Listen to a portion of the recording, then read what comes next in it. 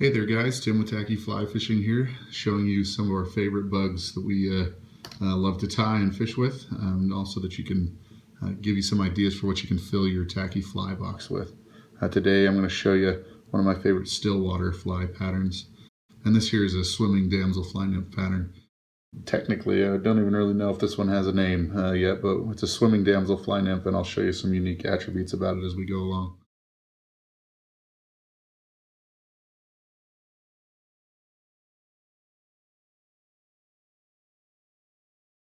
We start on a size 10 hook. Just a scud hook is typically what we'll use.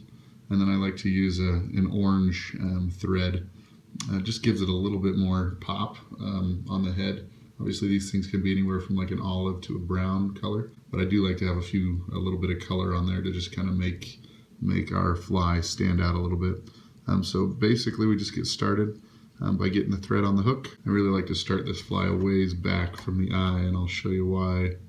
So at this point we'll put just a small amount of dubbing on the fly, and I use a really coarse dubbing for this specific application.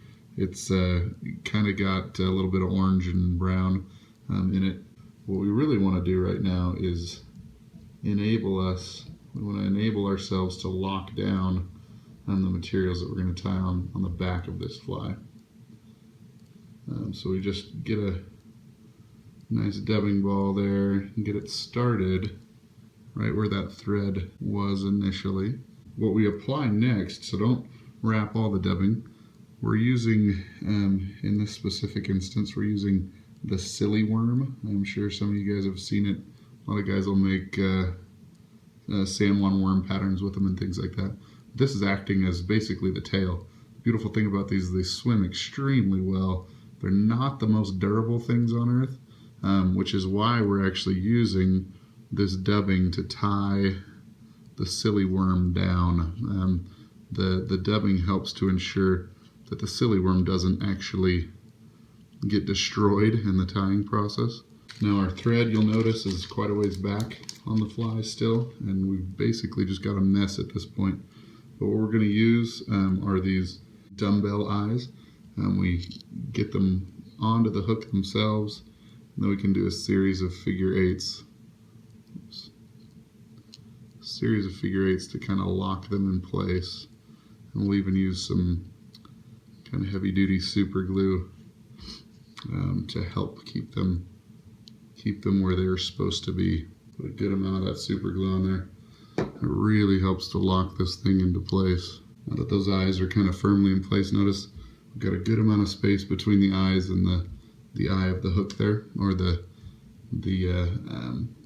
dumbbell eyes and the eye of the hook. Make ourselves a really small dubbing loop here. And we load in some more of that same colored dubbing.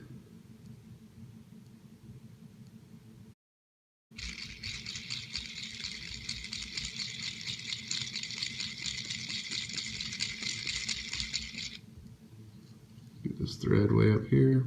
So we basically just wrap this dubbing everywhere we possibly can around the eyes of this fly.